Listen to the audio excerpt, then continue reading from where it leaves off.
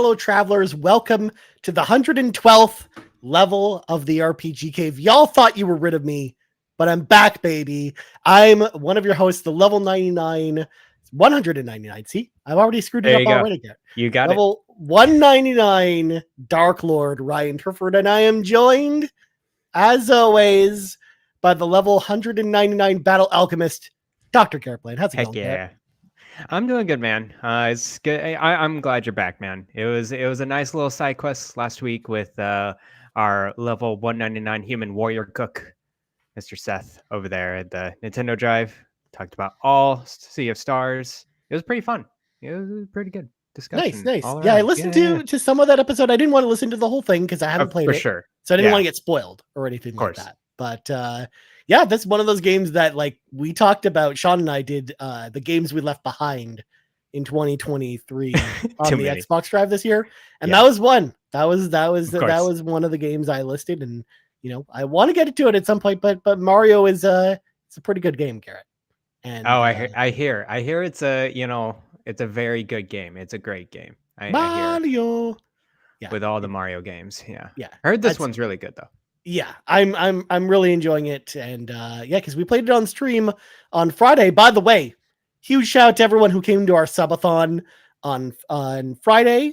We played the Mario Wonder, we played the Spider-Man 2 or the Speederman 2, and we had over 70 new subs to the channel, the Twitch channel, Garrett, over at twitch.tv/Carpool Gaming Live. So huge thank you to everyone who came out. Of course, we also had tons of giveaways as well. We gave away stickers, we gave away a copy of the game, we gave away like a eShop gift card, all kinds of crazy stuff. So if you missed out, maybe we'll do something like that in the future. Who knows? Because Extra Life's also coming up in a week and a half, Garrett. Or as Sean likes to say, next week apparently. It's apparently next week is coming up. So is it next week or next weekend? It's not even next weekend because next weekend's Halloween, Garrett. Or I guess actually it is technically this weekend's Halloween. This weekend's Halloween, and then next weekend is Extra Life. So yes. I guess technically Sean's right now. So yes, of course, Extra Life is happening in Rome, New York. Of course, Seth, Sean, and Amanda will all be there. Nice. All day Saturday on November 4th, and we'll of course be live streaming that over on the Twitch channel. So twitch.tv/Carpool Gaming Live. We'll have tons of things to give away, including Garrett. This Starfield controller. We're actually giving away 2 of those. One from me and then 1 from Sean Capri. So you guys are just giving them away. They're precious controllers. I understand. Please, I have another one. There's too many. This one's been sitting on the shelf specifically for a giveaway this entire time. I see. Yeah. That's why I wanted. Is that your main controller, or what do you play on normally when you're on Xbox? I usually all my fancier controllers, Garrett. I usually don't like to play on them, but I play on this blue Xbox controller. This is my main one. I understand. You don't want greasy, grubby fingers over the specially designed ones, but I got my special design. I like my Labs controller, and I don't need anything more with the rubberized grips in the back. Nice. Pretty neat. I saw the Elite controller on sale for today for like $85 from Walmart. It's like, that's a pretty good deal. Dang, son. That's pretty good. Yeah. Sean also reminds me, of course, in the chat, pre-game for Extra Life is happening on Thursday of that week as well.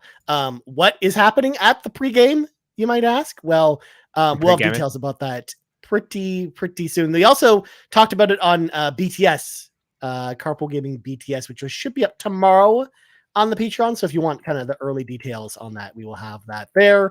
Or again, we'll have the full details about what is going to happen of that fairly, very soon. Although I go to the Patreon, it got posted 38 minutes ago. So you can actually go listen to BTS after listening to this. If you want to know what's happening on the pregame, Extra Life pregame on Thursday.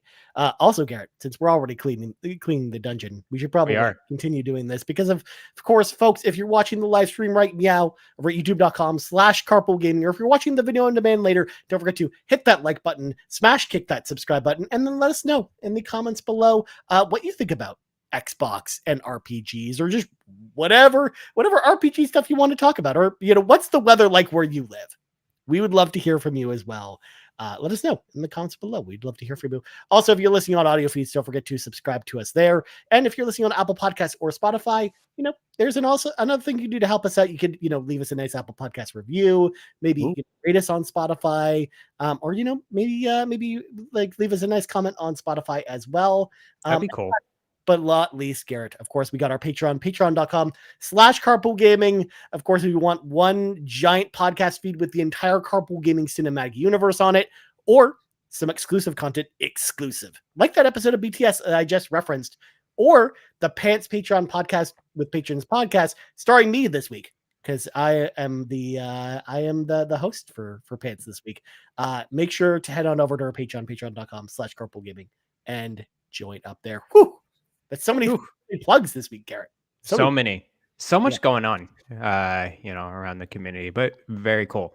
It's Extra Life around the corner. I can't wait. I'll be watching a lot. Yeah, I'll be doing same. That. Yeah, I'm. We did have the plan for me to attend this year, but some real life stuff came out that unfortunately I'm not able to attend. That we'll actually be able to. I'll actually talk about a little bit on Pants this week, but cool. I'm going to also be watching from home and being very jealous. And watching Sean, Seth, and Amanda at Extra Life. But I'm excited, man. I'm excited that Extra Life's around the corner. Also, shout out to Fulia, who mentions it's a lovely 24 degrees Celsius here in Melbourne, Victoria.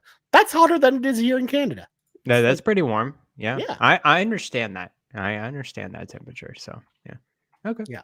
Cool. So, Garrett, before we read from the sacred text, I have a little bit of a different thing I wanted to bring up tonight. Dang. Because of course, as folks may or may not know about Ryan Turford, I'm a big fan of Magic the Gathering because I like card games. I've been playing Magic the Gathering since 1996. My first set was Ice Age, which was like one of the earliest Magic the Gathering sets. So I've been playing for a long time. But the reason I wanted to bring it up on this show, Garrett, is because they announced something this week that got me pretty excited, and something I actually think you might be excited about, even though I know you don't even play Magic the Gathering, Garrett, because Magic has been doing a bunch of crossovers lately. They did one with Lord of the Rings pretty recently.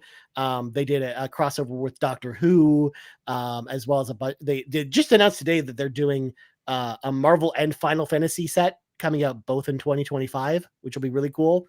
But they announced a brand new set of decks specifically around Fallout that's coming out. Ooh. And of course, that's perfectly timed with tonight's topic because we're actually talking Xbox and Fallout and all that stuff. Mm-hmm. So I wanted to bring this up here because I thought this was super cool. In fact, I'll even share the screen because I'm looking at it right now. It's super dope. So March 8th, the set comes out early next year. Now it's not a full set. What they're doing is they're doing 4 pre-constructed decks, and they send around different themes in the Fallout universe. Right. So for example, the first deck, the commander of the deck is Dogmeat. Yes, there's a card based off Dogmeat, Garrett, which is exciting. But this is basically like going to be all the survivors in the Capital Wasteland. So they already mentioned there's going to be a Preston Garvey card in this deck. There's going to be a lot of like call outs to various settlers that you experience in the Capital Wasteland. So it's going to be filled with iconic characters and monsters and other things from the Fallout universe, which again, super, super, super cool that they're doing this. Dude, Deathclaw, Vats. Like Vats is a card. That's just so cool. Yeah. Yeah. I love the art and that's part of this Mutant Menace deck, which is helmed by the Wise Mothman, which Garrett, do you know anything about the Wise Mothman? I think I've heard of this, but I'm not too sure about it. Actually. So the Wise Mothman is actually an enemy you encounter in Fallout 76. Right. I remember this now. Yes. Which is why no one really knows about it. Because actually, funnily enough, when they were announcing this, they did a live stream to announce this, Garrett, and Pete Hines was on the stream. And he was basically explaining to the people there, all the lore behind all the different characters, but even introducing something like radiation to Magic the Gathering, where you build up rad counters on the enemies and that, causes them to take damage based on the amount of radiation that they have. It's really cool, but they also got ghouls in the deck. And I think Vats is one of the cards in this deck. So pretty cool. We got this one, which I thought you, Garrett. Oh, Caesar. Hail Caesar. with Hail Caesar basically being kind of the leader of this deck. And of course, Caesar from Fallout New Vegas, of course. Yes. And this deck is going to be around like all the villains that you experience in the different Fallout games. So even though Caesar's kind of helming the deck, like you'll have, different cards based off different villains that you experience in Fallout. Super cool. Yeah. I like it. And then this last one is just called Science, and it's helmed by Dr. Madison Lee from Fallout 3, and she's also in Fallout 4 as well. But that's pretty cool as well. Like I like the idea of them like kind of dedicating like an entire deck to the vaults, because the vaults are going to have like a big theme in this set, where like Vault 101, for example, Garrett, is a card. And it has all the flavor of like the birthday celebration, like basically like the intro sequence from Fallout 3, where you start off getting like a food to represent like the birthday cake, and then you make tunnel snake tokens, Garrett, tunnel snakes, because tunnel snakes rule. Oh my god, it's so cool. So I love kind of just the flavor that they have on display here. Of course, you got these like treatments of the cards with the almost like the kind of look at the different creatures. It's like a CRT filter going on. Yeah. With these. Yeah. It has an older look. look. They refer to them as like the Pip-Boy views. That makes sense, because you have the stats as well, and you have the special status skills tabs at the bottom. Yeah. Like a Pip-Boy. Nice. Yeah. And then you've also got these like alternate arts of cards we featuring, the Vault Boy, and all of these all look really cool. Oh, this is so awesome. And then they have the lands from Magic the Gathering, Garrett, but they decided to do it where one of the arts is the kind of like the third person perspective, but then the other one is the asymmetric perspective, to call back to the original Fallout games. Oh, that's so you get so to cool. kind of like choose your flavor of like what kind of lands you like. Which is just a really they really went all out with this. This is so cool. This is a nice collaboration. I wonder how long this took, and hiring the artists to do it, and the ideas it's pretty elaborate for sure. Yeah, so, and again, they've been doing this a lot lately, because the Lord of the Rings set that they did was really, really good too. So it actually gets me more excited for not just this set, but also Final Fantasy, because they're doing a full Final Fantasy set, and like that's gonna be awesome too. That's gonna be too much. Yeah, you need like multiple expansions. Well, no, they're starting with a full set, and maybe they do more after that. But because I imagine you'll have all the characters represented. But some more stuff. Like one of my favorite cards here, Garrett, which isn't a good card, but it's just funny. It's Over Encumbered. I love you like it so curse much. the player, and they can't attack because they have too much stuff. The thing is, they understand, like the designers, the game designers understand kind of the hurdles and obstacles of encumbrance, and they definitely show it in this card. It's so cool. So I've been geeking out about this like all week since they announced it, Garrett, because again, I think this is like super cool, and I think it's just a great move for Fallout, because even though it's going to be a long time before we get whatever's next for Fallout at this point, like this is something that's nice to kind of pass the time while we wait for the next Fallout game. Like I'm glad like Fallout is kind of branching out a little bit. I know Yarden also brings up as well that this was also announced today. The Fallout show on Prime is also coming out in April as well. So around the same time this Magic set comes out, like the Magic set's out in March, and then this is out in April. So lots of Fallout stuff coming out. And well, what do you know? The remasters are coming out there the same time, right, Ryan? Like that's of course. They're smart to do that, right? Like around within a month of the show, have just a nice Fallout 3 remaster. It would really knock hard for Xbox to do that. One might say, Garrett, that might be a smart idea to time all this stuff with an actual release of a game. Although I'm gonna break a little bit of my rule here, because usually we don't talk about leaked stuff on this show. Okay, but I'm skip it 30 seconds, because we kind of know that there's something that's supposed to be happening in the next year, Fallout related. So I think this is kind of leading to something. There's leaks everywhere. They leaked the whole Bethesda roadmap. In fact, since we didn't say specifics, Garrett, we won't say specifics. Yeah, no specifics. But I do have a question for you. With these Lord of the Rings and now Fallout, are they gonna translate this to the online game at all? Like, Yeah, do they do all the that? Lord of the Rings cards came to Magic Arena. So Nice. you can play them all there, or Magic Online. They're all on Magic Online. So I'm assuming they do the same, because the Doctor Who set that they just released hasn't been added yet, but it's going to be added before the end of the year. So it might not That's be on super release cool. date, but it'll be close to it. See, I'll be paying attention to that. So let me get this straight. So Magic Arena is like their main online game, I guess, and Magic Online is their mobile game. No, Is Magic it? Online, they're both PC games. And Okay. and there's a mobile version of Magic Arena. The Okay. difference is like kind of the economy, because in a lot of ways Magic Online is basically just like the like just playing Magic as it is in paper. Like it's exactly the same. Whereas Arena, they have like Arena specific formats, like online specific formats. So it plays a little bit differently, but then you can still play some of the existing formats. But if you want to play these decks the way they were initially designed, you either have to play them in person on paper or Magic Online, because they're designed for a format called Commander, which is a 4-player format. That's why there's 4 decks. So because they're designed to basically be played together. I see. And that's kind of where you would want to dip into something like that. So Cool. Whereas I know I'll be going to my local game store and playing there. Like that's my plan.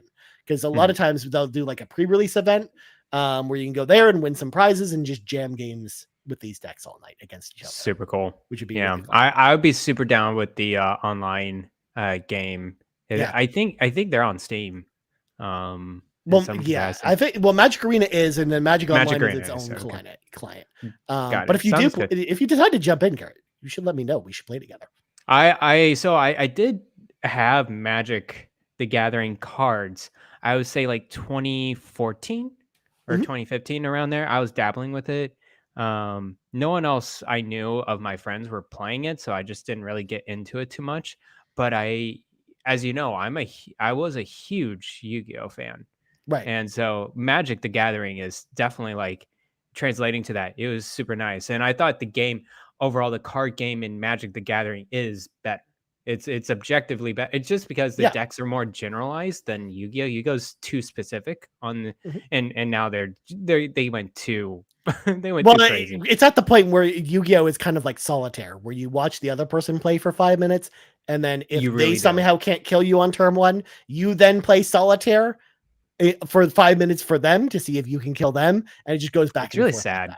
Anyways, I'll be interested in this. Yeah, Magic is not like that. Magic is just much more chill and fun. So I love it. So yeah, we'll have to play together online, Garrett. I think we should play these decks when they come out. But sounds good. Let's do it. Anyways, it is time now, Garrett, to read from the sacred texts, because now that the Activision Blizzard King deal has been finalized with Microsoft, until somehow the FTC can come in and muddle up the deal and somehow break it apart, even though it's already been finalized, because they're still trying. We're going to ask the question, Garrett, is Xbox the largest Western RPG maker in the world now that they have Activision Blizzard King under their belt? Because Xbox already was pretty strong when it came to Western RPGs, but they might not have been considered the kings of Western RPGs. We're here to answer that question tonight, Garrett, and figure it out. Yeah. Let's just, preface this in saying that, I don't think ABK really added too much to the RPG. I mean, it did quite a bit. But I think now we're at a place I think they have so many studios that are known for RPGs, but also kind of this mid-tier AA, and they're not AA, right? Because they're first party, but I'm just saying like, smaller studios that make RPGs, and they're more niche as well, I would say. With a budget like Xbox, I think they have true potential with a wide variety of RPGs. It's going to be very interesting to see in the next, I would say, 2 to 3 years, what these studios come up with.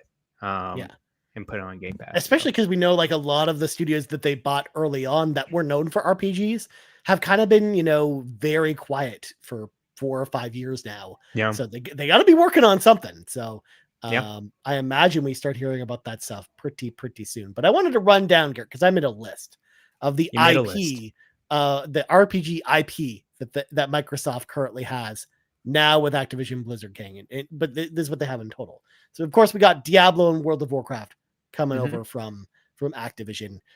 From Bethesda, of course, we got Fallout, Elder Scrolls, Starfield.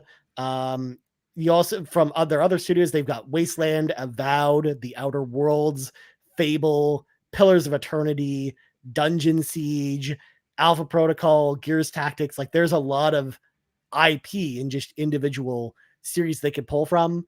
To your point, Garrett, I went and looked in Activision's back catalog.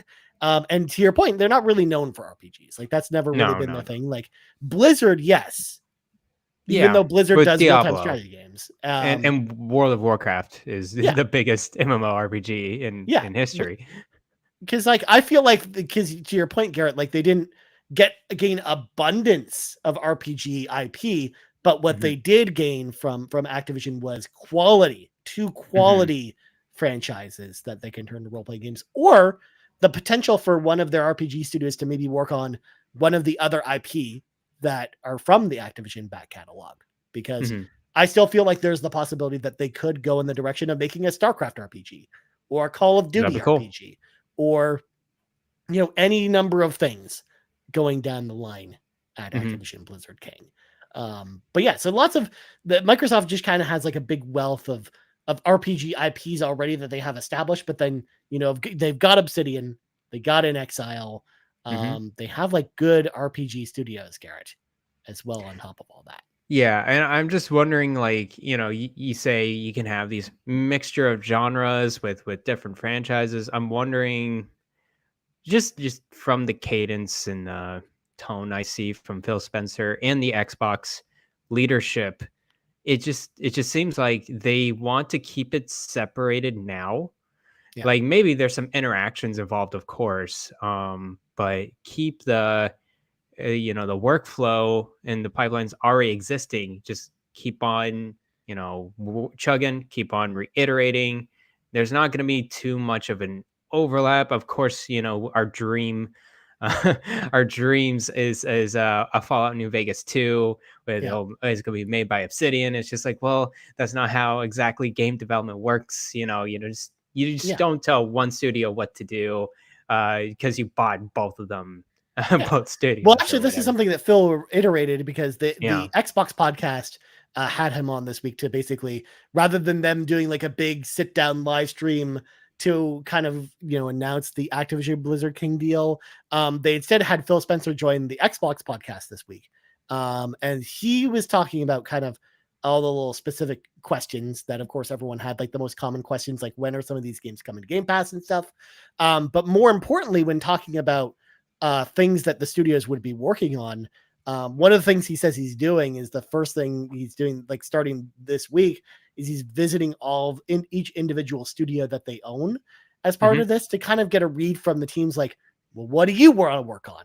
Like, because he mentions there, like, nothing is off the table. Like, whatever the teams are passionate about and they want to work on, that's what, like, they are willing to, put anything on the table to have the teams work on what they're passionate about.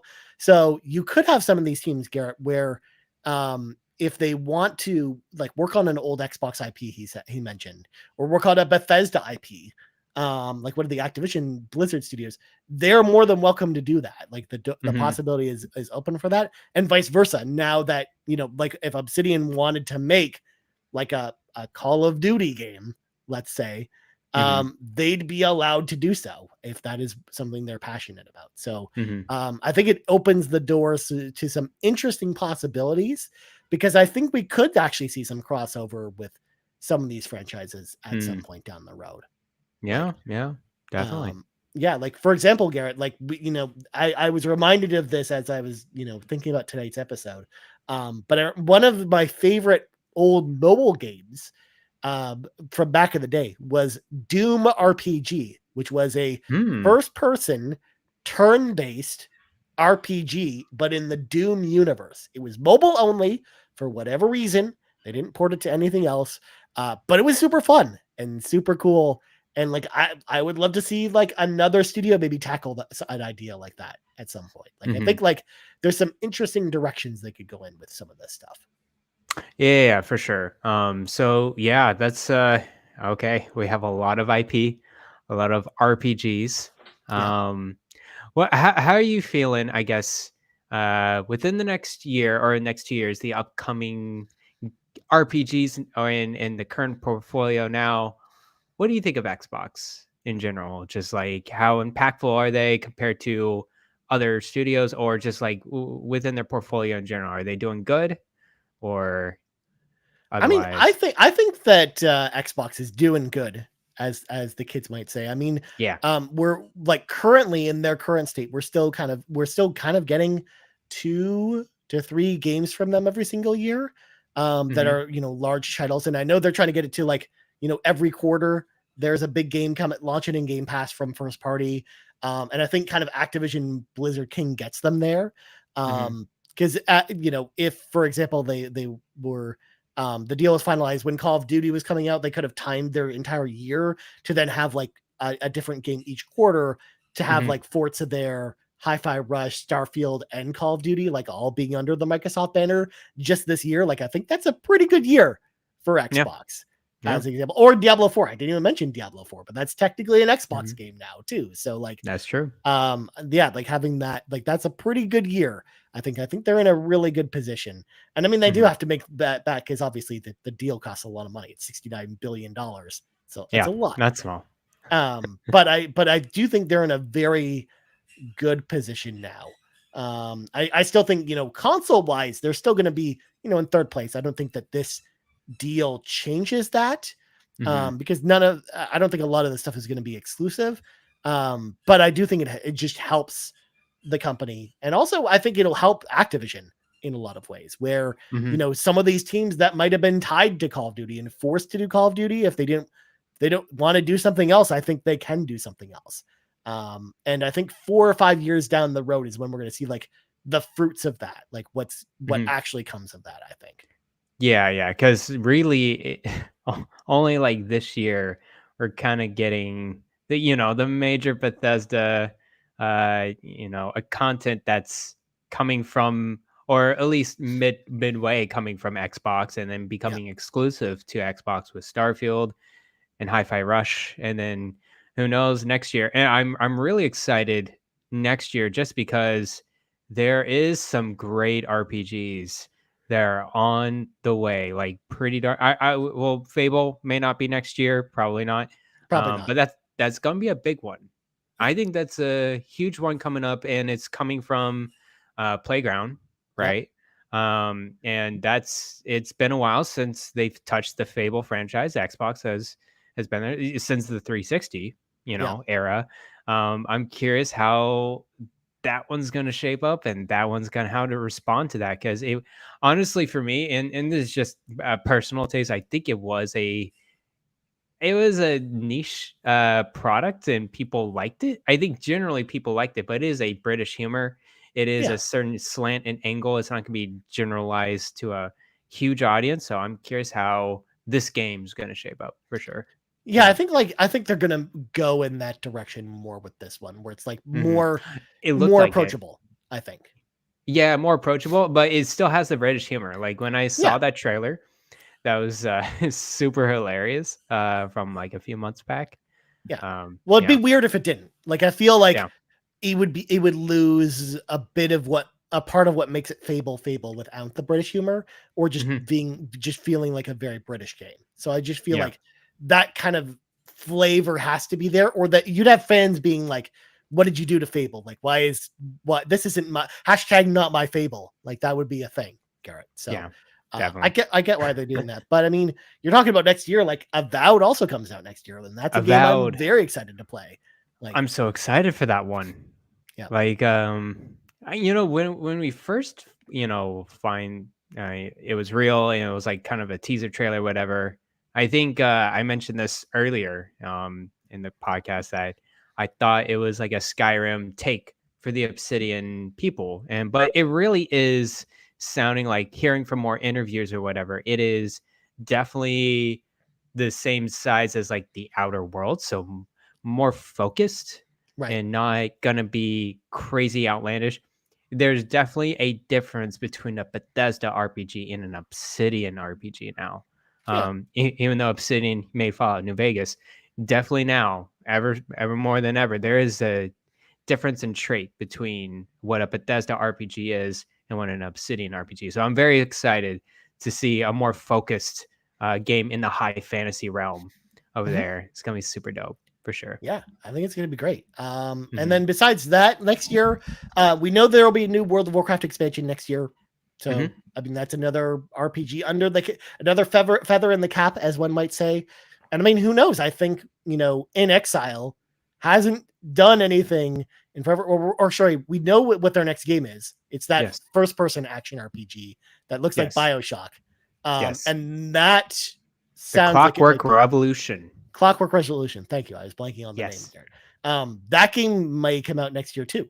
So they said it was far along. It had a full trailer and a gameplay footage. Like I think they're almost ready to go. I could see that being like a fall game next year. So between those three RPGs next year, I think that's probably the RPGs I can kind of expect for them next year, unless they do something smaller. Like maybe who knows? Maybe Double Fine does like a smaller RPG, or maybe one of their other studios does like a smaller RPG or something. But like I think that's it. Or maybe State of Decay 3 actually ends up coming out next year as well. That's funny. Which is like a survival RPG, but it's still an RPG. It's still kind of I really been wanting to play those games because I do like that type of kind of resource management type of games, and I hear State of Decay is pretty good. They've been dead quiet for a few years now. It's been interesting. We got that announcment of State of Decay 3 like 3 years ago. So and heard nothing since.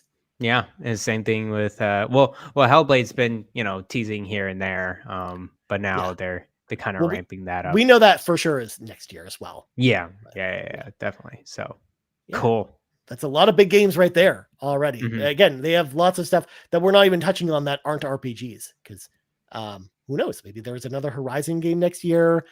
Maybe there's, of course, we know there's another Call of Duty game next year. There's probably going to be some stuff. There's going to be some stuff from Xbox next year. I think it's going to be a good year for Xbox next year. For sure. I also want to commend really Xbox of snatching up RPGs day one on Game Pass. They've been really knocking it out of the park with the RPG genre in general. And I would say like for a good year or so, they know the indie games that are popping off. The game that I was playing earlier this year, I just am blanking on the name right now, but it was an indie RPG. Not Sea of Stars, but a different indie RPG? Yeah, it was a different RPG. Chained Echoes? Chained Echoes, that's it. Yeah. Yeah, they picked that one up day one when no one else found it. And they found a gem there. They have Wolong, right? Day one on Game Pass. And then early next year, Persona 3. Yeah, Persona 3. And then, Persona 5 Tactica next month. Garrett, I can't wait for that game. We're less than a month away from that game, Garrett, at this point, which is going to be awesome. I've been seeing gameplay of that. I'm like, that looks pretty good. Yeah. Like I initially was like hesitant about it just because they don't normally do these tactical role-playing games. Like, it's just the B team. They're just, trying to flesh out Persona 5 a bit more. But when you see the gameplay, it's like, that looks fun. Honestly, the game it reminds me the most of is Mario Rabbids. Like, I think it looks a lot like Mario Rabbids, which it gets me excited because Mario Rabbids is a really good game, and so is XCOM. Like, they're both like it's very similar to that, especially like with the 3 team members as well. Like, because you're not using the full team, you're just having 3 members of your team in at a time. Like, it really, really, really reminds me of Mario Rabbids in a lot of ways. Yeah, so it has that chibi cartoon going on, and it doesn't look like it's taking itself too seriously. I really like it, and I think their partnership with Sega has been the most fruitful one in terms of RPGs on the Game Pass portfolio for sure. Yeah. And so between all that stuff, we also got Iodine Chronicle coming out early next year too. Yes. Which I think is also looks awesome. So yeah, a lot of RPGs on Game Pass as usual as well, because like our Game Pass has been very good on the RPG front. So yeah, like I think because Phil's talked about it many times in interviews, like I think they recognize that RPGs are like a genre that people really like, whether it's made internally or licensed for Game Pass. So I think they're going out of the way to getting some of these games. And who knows? I don't think they're done with announcing, games for like RPGs for Game Pass for next year. I think there's probably going to be a lot more. So they do have a showcase coming up this week. So we'll see if there's any surprise announcements from that, from third-party partners. Yeah, because the showcase is all partner stuff. It's not first party.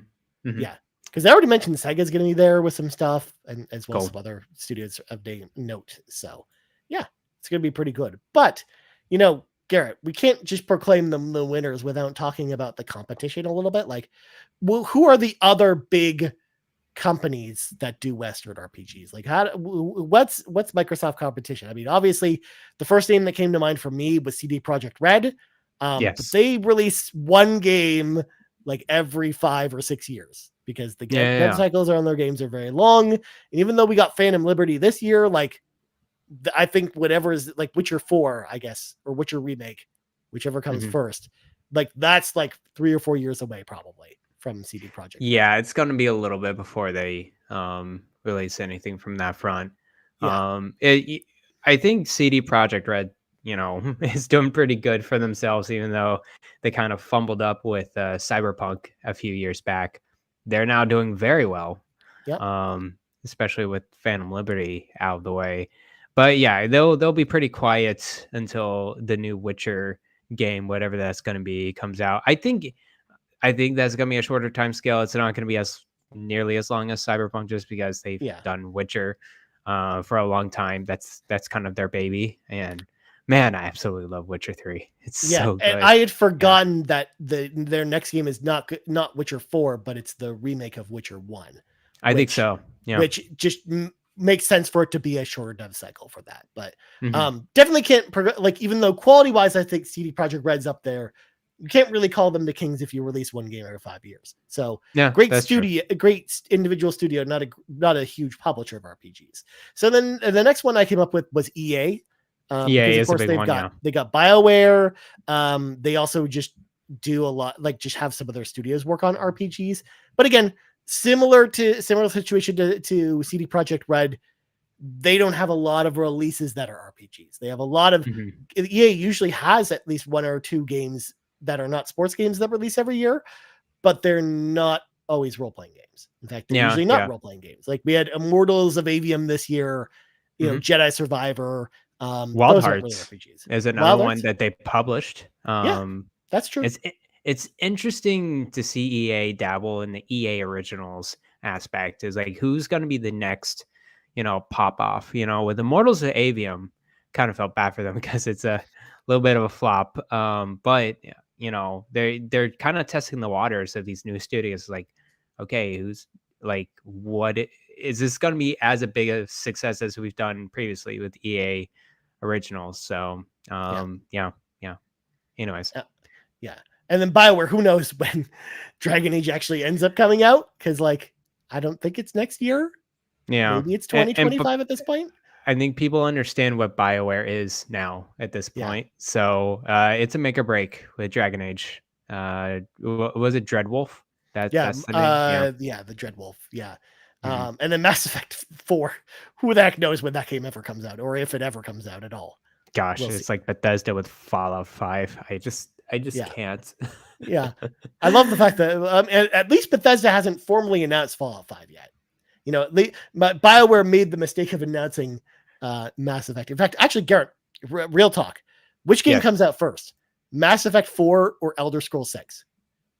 Elder Scrolls 6 is going to come out before. I just because they've done the Elder Scrolls franchise for a very long time, and I think they're too stubborn to move on from this engine that they're on. So they're just gonna hanker down on this and basically make it Skyrim 2.0. I You think know that's what what? they're gonna do. I Elder kind of Scrolls agree with 6. you. I Yeah. kind of agree with you that somehow Elder Scrolls 6 will come up before Mass Effect 4. It just probably will. It will. Yeah. Good gosh. So the next one I had on my list was WB. They make actually a lot of action RPGs. You know, Gotham Knights. That's true. You had Hogwarts. You have stuff like that, but again, they're not like known for RPGs. They don't have a ton of them either. Like this is probably the most dabbling I've seen from WB doing RPGs with, you know, Gotham Knights and then of course Hogwarts Legacy earlier this year. Yeah, I don't think they're gonna do much else. I mean, like, I really enjoyed of what I played of Hogwarts Legacy, but it's definitely is a template. I would say the Ubisoft game. Yeah. There we go. It is go do this objective, that objective, and okay, you finish it. And, okay, here's all this sparkling, dazzling decorations everywhere in front of your screen.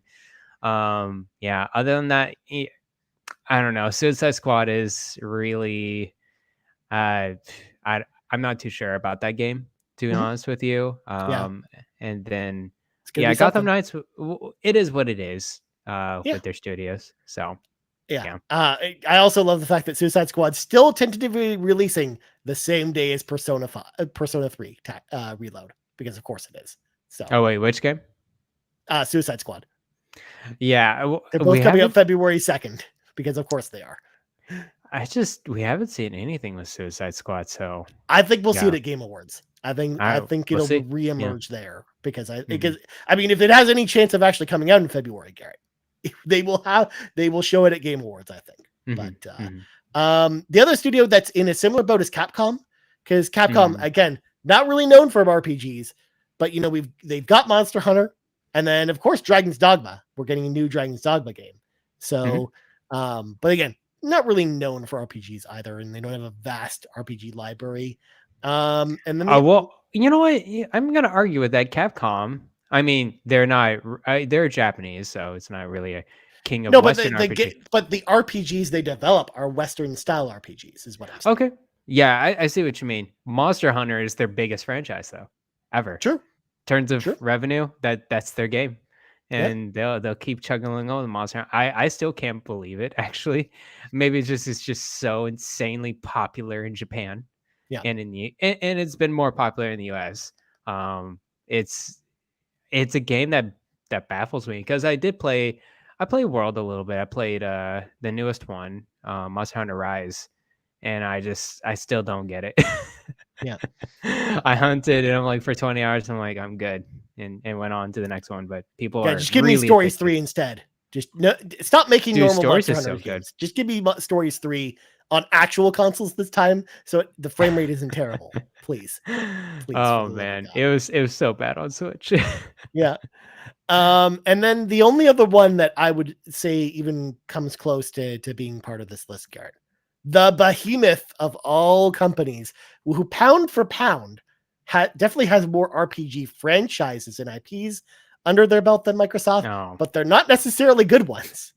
Embracer Group, aka THQ Nordic, because they've got a ton of RPG franchises. You've got stuff like Kingdoms of Amalur, Baldur's Gate, Dark Alliance. You've got all kinds of stuff over there. They got Deus Ex. But it's one of those things where all their games are basically AA at best for the most part, barring of course Crystal Dynamics and Square Enix Montreal or whatever they're called now under Embracer Group.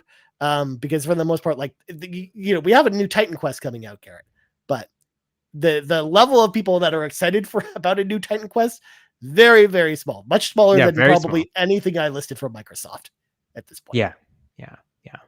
Embracer is it's a company that we don't know what its current state's going to be. It's always fluid. It's always dynamic. It's always, pulling in studios or giving up. Now they're just really in a downhill with all their just letting go a lot of different studios or franchises and people or whatever. So Yeah, I don't see them, in king of anything, to be Right. honest with you, other than just the amount of franchises and games they have. Yeah. Um, yeah, it's unfortunate to hear though. Yeah. Especially because like a couple of like one of my favorite franchises they own in Tomb Raider, and I'm just like I'm scared that if the company something happens to the company, they're like, well, okay, I guess Tomb Raider just drifts onto the ether, and I guess we'll close down Crystal Dynamics, despite the fact that they've only made nothing but good games. Even Avengers, I'll even argue Avengers is a good game. It was I hear the single player is good. It is. Like It was it's a well good worth campaign. the $7 you could have bought it for last month before the game got delisted. Yeah. But Yeah. but also just the 3 Tomb Raider trilogy games are amazing. So I like them for sure. Yeah. I really enjoy that's why them. Microsoft go and get Crystal Dynamics, get that Tomb Raider IP, get the Deus Ex IP, and Ubisoft. They'll get it on a fire Square sale. Montreal. How about that? Yeah, exactly. So yeah, that it's one of the things where they make a lot of RPGs, Western RPGs, but I wouldn't put them. I would never vote them as the king of Western RPGs. And then I mean, you could argue Ubisoft, but they don't even really make a lot of Western role playing games now either. We had Mario Rabbids, I guess, and then Assassin's Creed Valhalla. But again, they're starting to move away from that too. So I mean, Avatar's about to come out. That's true. But and Far Cry 6. Yeah. I don't really consider Far Cry an RPG though. I understand. I just think they have their template game, and it's their template game. Whether you call it an RPG or not, I think is a action adventure game with a lot of RPG elements, kind of bezeled in there. But yeah, Ubisoft they're the king of Ubisoft games. How about that? Yes, exactly. Pretty much. Exactly. So now that we've gone through all the companies, Garrett, that the competition, as far as Western RPG specifically. No, we didn't talk about Square Enix or a lot of those companies because they mostly make Japanese role-playing games. Right. But as far as Western role-playing games, do you think that Microsoft are the kings, the top dog, as you would, of Western role-playing games, Garrett? What do you think? Well, I think so, just because of the amount and the variety of RPG studios and franchises they have now. They can be very consistent with their with any kind of RPG, whether it's niche or generalized. It could be an action RPG, it could be a turn-based, it could be an isometric RPG. It could be whatever you want. They could give a good budget to Obsidian to make Pillars of Eternity 3 and go crazy on it. I think they have a lot in their arsenal, and they have a lot of exciting RPG projects coming up. And I don't think any other publisher or developer really matches against just kind of the balance of everything. I think CD Projekt Red has a good leg up on like let's say kind of the caliber of an RPG. CD Projekt like with Cyberpunk and Witcher, the very top tier open world RPGs, arguably I would say arguably and objectively better than Bethesda RPGs these days. Of course. Just because they spend a ton of time on their game and they know what to do. But other than that, I think Xbox has a lot of offerings with the RPG genre. I agree with you. In fact, like I honestly think like this is just going to get broader and broader as the years go on, because I do think you're actually going to see some Xbox studios go in the direction of making RPGs. Like I think we're already seeing the kind of a little bit of a thirst of that for that, as far as the Xbox studios, like the desire to make role-playing games or a lot of games, at least with role-playing elements, if not going further and further in the RPG direction. So I definitely think like if we had this conversation 5 years from now, Garrett, I even feel like it's even different, where there might even be even a stronger case for Microsoft at this point, at that point, with more RPGs under their belt. So yeah, absolutely. I think again, if we were talking about pure quality only, then yes, I still think CD Projekt Red beats them. And I can maybe argue even a BioWare or something like that. Does too. But if you're talking, consistency and kind of quality across the board, having like a stable portfolio of games and a large variety of role-playing games, then And I think Microsoft takes the top ground at this point, especially after the APK deal acquiring something like Diablo or World of Warcraft. Like those are top-notch games. Yeah, exactly. Yeah, it's kind of crazy to hear all the type of games that they can make, all the type of RPGs they can have under their belt. So can't wait. But Play them all clearly, on Game Pass. Rybo just brings up a very good point. They don't compare to Various Day Life. That's the true king of Western role-playing games, Various Day Life. Various Day Life. That's a game that should not be existing and should not be in my like thought space, but here we are. And yet on certain platforms, Garrett, if you want to buy Octopath Traveler 2, you can buy Octopath Traveler 2 alone, or you can save $5 on Octopath Traveler 2 with an included copy of Various Day Life. Just buy Octopath Traveler 2. You're doing yourself a service. Don't feed this whatever monstrosity it is with Various Day Life. You say this, but I mean, people were warned about that King Kong game. I don't know if you've seen the King Kong game, Garrett. I've heard of it. But people are still buying that anyways, despite the fact that it's terrible. It's actually the only game worse this year than Lord of the Rings Gollum, apparently. So there you go. That's rough. Yeah. But anyways, Garrett, let's get into some of our listener inquiries as well. We got two of them. Do it. Let's start with Jarden, or Yarden as you may play it. Yarden says, no question they have some massive RPG franchises now, but outside of WoW expansions, their output is questionable in my opinion. Starfield took over 7 years to make, 11 years between Diablo games, almost 9 years since the last Fallout, almost 13 years since the last mainline Elder Scrolls.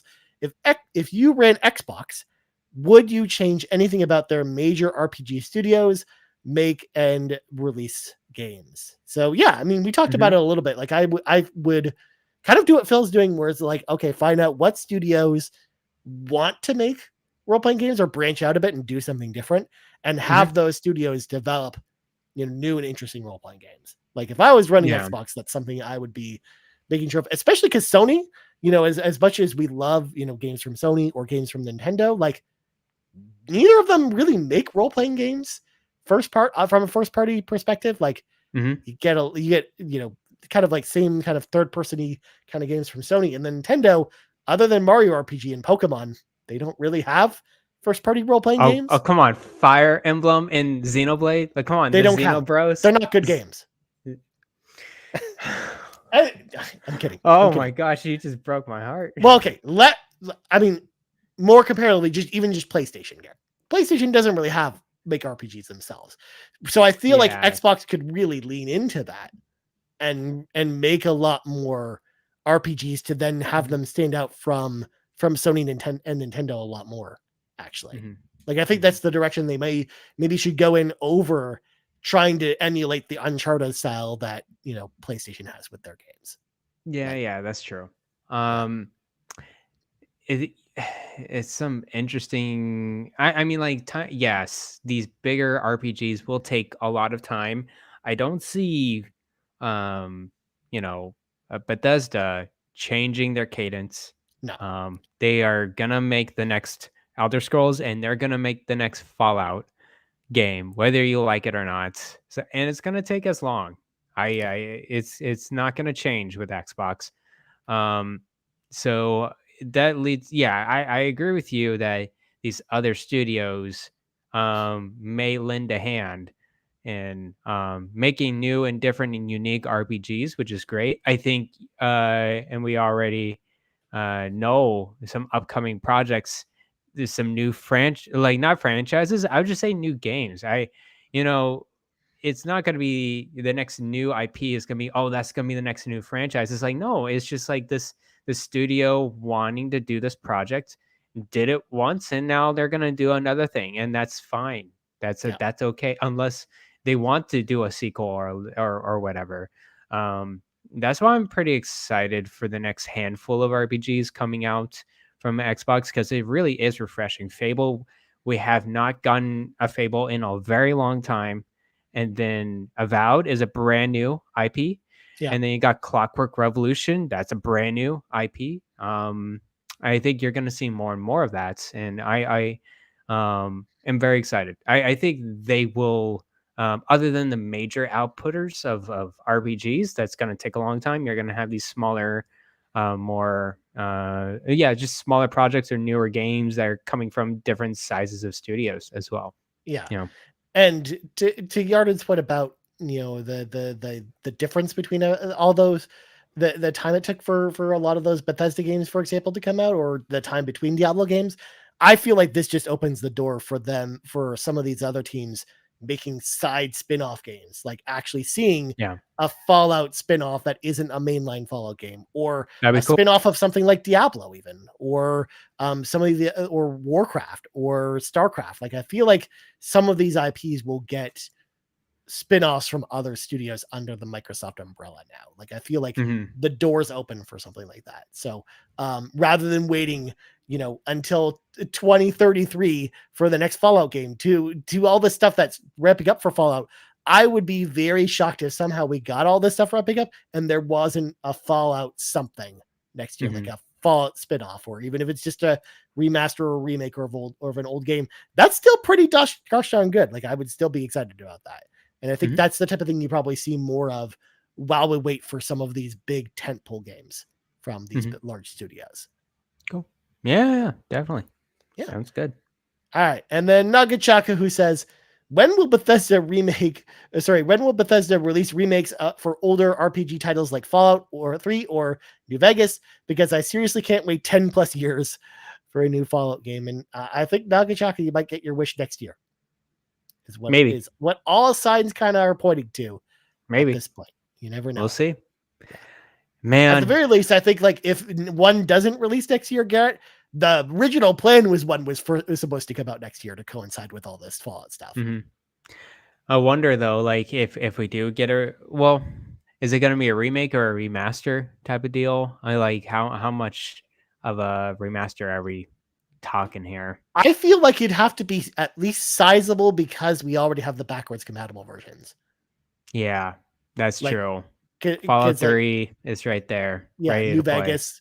Like how are you expecting people to go buy those games for brand new if we've already got, the games already on, back compat and they run really well. And they're already on Game Pass too. So I mean, you can just go play them at any time. So I feel like if they're going to do it at all, it'll be sizable, a sizable difference. Even if it's not a full remake, it'll be like a very sizable remaster, like graphics that'll blow your mind, as an example. Or I hope like something visually, like visually noticeable. You would hope like textures would be, and like effects and particle effects or whatever is going to be on the same level as Starfield. Right. I'm just gonna be honest with you. Starfield, while it's fun, I would say graphically it's not too impressive. Right. It's still just a Bethesda game, so I think it wouldn't take too much effort to add in more particle effects, add more 4K textures to the game. I'm just very curious what they would do gameplay mechanic wise to Fallout 3. Hopefully not too much. Yeah, there might be small tweaks to make it more, user friendly nowadays. But. Yeah, larger weight capacity. Yes. Or maybe you get more like over encumbered more easily, Garrett. That's probably gonna be the step they go with, because Starfield, man. I know. There was one point. I'm not kidding, Ryan. At one point, I was 5 times the weight capacity. That's too much. How many cheese wheels were you carrying around? I was literally Death Stranding with like 200 packages on my back. And I literally, because I wanted to go from my storage carts in my base to my ship, and I'm like, I gotta carry all of this now. I was like, okay, I'm like over 9,000 with my weight capacity. Let me go over, and then like within 10 seconds, oxygen capacity done. I had to wait, check my phone. Oh my God. And then keep on going. It was pretty interesting, but that's too much, Garrett. That's too much. But anyways, there you go. There you go. Well, anyways, Garrett, I think that's going to do it for tonight's episode of the RPG. But before we go, Garrett, plugs go.